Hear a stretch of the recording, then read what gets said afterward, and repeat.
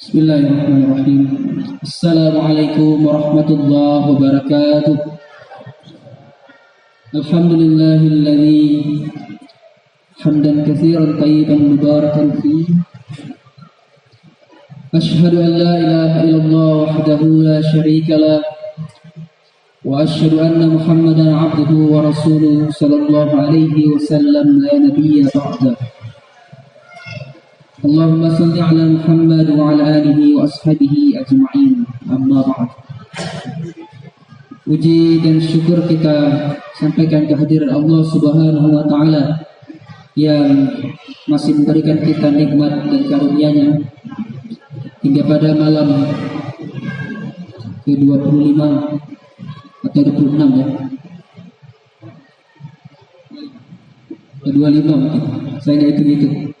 25, malam ke-25 kita masih diberikan oleh Allah Subhanahu wa taala kesehatan, nikmatan iman, hidayah.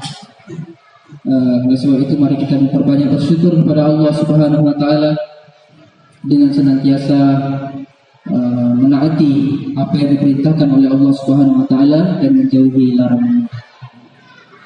Kemudian salawat serta salam kita sampaikan pula kepada baginda Nabi Muhammad sallallahu alaihi wasallam yang semoga Allah Subhanahu wa taala memberikan kekuatan kepada kita, memudahkan kita untuk senantiasa mengikuti sunnah-sunnah dari Nabi Muhammad sallallahu alaihi wasallam, dan sunnah yang dimaksud itu bukan sekedar sunnah yang seperti ibadah-ibadah mahdoh saja, tetapi juga dalam segala bentuk amal kebaikan yang dicontohkan oleh Rasulullah Sallallahu Alaihi Wasallam. Pada itu kaum muslimin, jamaah salat isya, tarawih dan witir yang dimuliakan Allah Subhanahu Wa Taala. Saya yakin kita semua sudah hafal ayat surah Al-Baqarah ayat 183 yang mungkin dari awal Ramadan bahkan sering diulang-ulang oleh ustaz-ustaz kita. Dan saya pikir mungkin sebagian orang menganggap sudah tidak relevan bahwa di akhir-akhir Ramadan dibahas lagi itu gitu. Tapi bagi saya itu tergantung kacamata kita masing-masing, karena ini firman Allah Subhanahu wa taala. Dan kalau kita melihat dari surah itu ada 3 poin besar yang mungkin bisa kita garis bawahi. Tetapi malam ini hanya 1 poin yang akan kita bahas saja. Di ayat itu yang kita sudah hafal sekaligus dengan arti-artinya. A'udzubillahi minasyaitonirrajim. Ya ayyuhalladzina amanu kutiba 'alaikumus-shiyam kama kutiba 'alal ladzina min qablikum la'allakum tattaqun. Di ayat ini Allah mengatakan bahwa wahai orang-orang yang beriman, ini kata kunci yang pertama, iman. Diwajibkan kepada engkau berpuasa, ini kata kunci yang kedua, puasa. Sebagaimana telah diwajibkan kepada orang-orang sebelum engkau, dengan harapan, dengan tujuan agar engkau menjadi seorang yang bertakwa di sisi Allah Subhanahu wa taala. Ini kata kunci yang ketiga, atau poin yang ketiga, yaitu takwa. Malam ini kita hanya sedikit membahas tentang takwa ini saja, karena saya yakin untuk yang 2 poin tentang iman, tentang puasa, bahkan untuk takwa itu saja sebenarnya sudah juga disampaikan oleh para guru-guru kita. Bapak dan Ibu kaum muslimin yang dimuliakan Allah Subhanahu wa taala, saya yakin pula bahwa kata takwa ini sudah hafal kita juga maknanya, karena dari SD kita sudah diajarkan bahwa secara umum pemaknaan kata takwa ini adalah bagaimana kita mampu menaati perintah Allah Subhanahu wa taala dan kemudian menjauhi larangan Allah Subhanahu wa taala. Itu pemaknaan kita secara umum. Di dalam kamus besar bahasa Indonesia, mungkin kata takwa ini sebagai kata sifat. Nanti mohon dikoreksi kalau seandainya keliru. Kata sifat. Tetapi Anda bisa memberikan kritikan kepada di kampus besar Indonesia atau kepada pemerintah Seharusnya kata takwa ini menjadi kata kerja. Karena kalau dia hanya kata sifat, kata sifat itu seperti kata sedih, marah, haus, lapar. Nah, itu sekedar perasaan-perasaan yang tidak nampak. Tapi kalau dia kata kerja, maka dia nampak secara lahir, juga nampak secara batin. Maksudnya adalah kaum muslimin yang dimuliakan Allah Subhanahu wa taala. Kata takwa ini tadi kita sudah memahami bersama bahwa takwa itu secara umum tadi kita menaati perintah Allah dan menjauhi larangannya.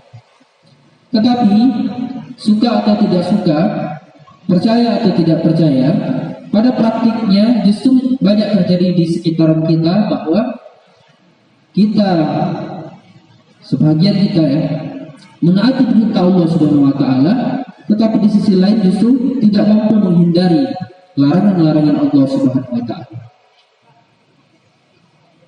Kita melihat contoh-contoh misalnya di sekitaran kita bagaimana orang-orang mungkin mampu melakukan, padahal mereka mungkin sebagiannya mereka secara zahirnya, secara tampaknya mereka sholat, mereka membaca Al-Quran, tetapi di luar masjid mereka bahkan melakukan misalnya tindak pidana korupsi, bahkan sebagiannya bahkan korupsinya pengadaan Quran kan kita lihat di berita-berita. Kemudian bahkan ada yang mungkin mengkorupsikan dana berbagai macam untuk pesantren dan berbagai macam bidang-bidang yang lainnya. Dan kalau kita melihat secara zahir, secara tampak yang ada pada kasat mata kita, padahal mereka tampak bertakwa, tetapi ternyata di luar masjid mereka mampu melakukan hal-hal yang dilarang oleh Allah Subhanahu wa taala. Inilah yang maksud tadi bahwa kata takwa ini harus dikembalikan kepada penggunaan awal, bahwa kita mampu menaati perintah Allah Subhanahu wa taala dan kemudian menjauhi larangan Allah. Bukan kita pilih-pilih, kita menaati perintah Allah, tetapi larangan Allah kita tidak hindari. Oleh sebab itu, takwa ini tidak boleh sekedar berada di masjid saja. Takwa ini juga harus berada di luar masjid. Takwa ini tidak boleh sekedar tampak apa di zahirnya saja, apa yang pada penampilan saja, tetapi juga di batin. Contoh misalnya, mungkin secara lisan kita bisa mengatakan bahwa kita adalah orang yang bertakwa, tetapi bagi Allah Subhanahu wa taala belum tentu. Karena takwa itu kata Nabi di sini tempatnya, di hati. Jadi bisa saja seseorang mengatakan saya ikhlas, saya tidak riya, saya tulus, tetapi di dalam hati bisa saja dia justru riya. Di dalam hati justru bisa saja timbul sikap jumawa. Mohon maaf, misalnya bisa saja seseorang mengatakan saya mau bersedekah di masjid ini, sedekah saya 50 juta, tapi tulis saja situ nama saya hamba Allah, misal ya bisa. Tetapi setiap kali melihat misalnya papan informasi, dia lihat di situ namanya hamba Allah, itu saya yang bersedekah, saya yang memberikan 50 juta.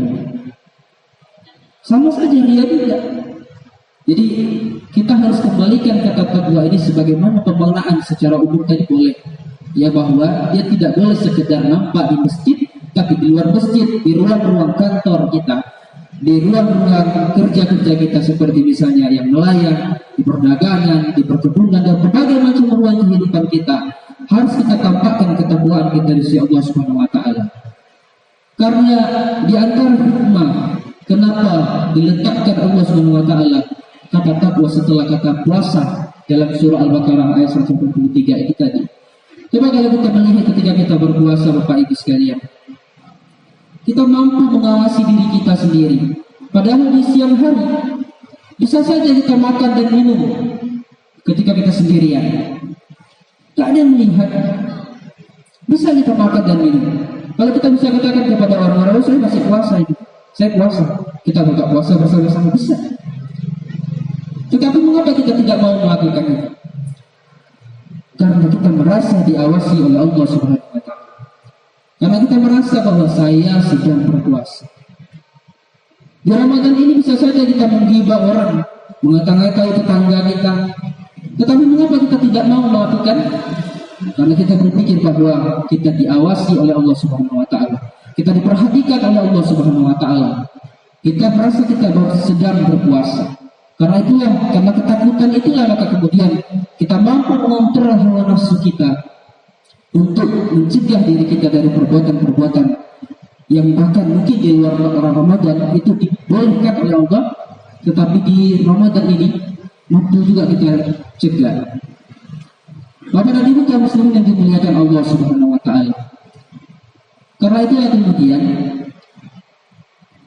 Allah Subhanahu wa taala memberikan di kata kunci tadi di surah Al-Baqarah tadi setelah kata iman, ya, untuk mencapai takwa tidak cukup hanya beriman, tetapi juga kita harus berpuasa, dan berpuasa tidak hanya sekedar makan dan minum, tetapi juga mencegah diri kita dari segala macam perbuatan yang dilarang oleh Allah Subhanahu wa taala.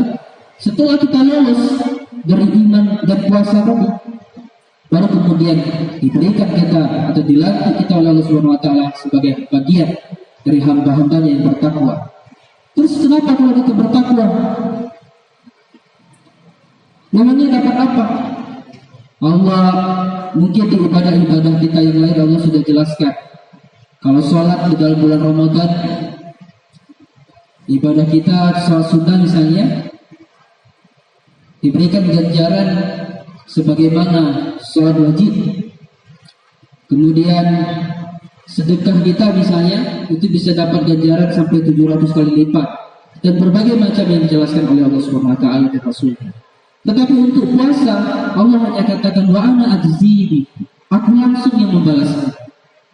Maka kalimat aku langsung yang membalasnya ini menjadi pertanyaan bagi kita. Ya, bisa saja ini adalah imbalan dari Allah Subhanahu wa taala ini jauh lebih besar daripada yang disebutkan awal-awal. Karena ketika Allah katakan aku langsung yang membalasnya, maka dia menjadi rahasia dari Allah Subhanahu wa taala.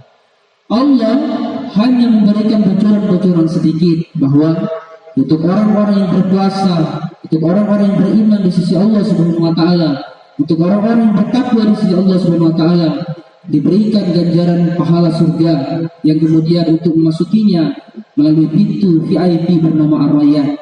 Kalau kita bicara VIP, Pak, kalau Bapak diundang Bapak Presiden nanti di halal bihalal setelah Ramadan ini, misalnya hari raya nanti, kemudian diberikan undangan VIP misalnya, itu pasti berbeda dengan undangan biasa. Apa bedanya? Bisa saja dari segi pengawasan, pengawalan, dari segi pakaian mungkin diberikan oleh pihak istana, kemudian makanan juga diberikan oleh pihak istana secara khusus, duduknya di tengah-tengah orang-orang elit. Itu kalau jalur VIP, pintu VIP. Tapi kalau diundang melalui pintu biasa atau jalur undangan umum, pasti berbeda.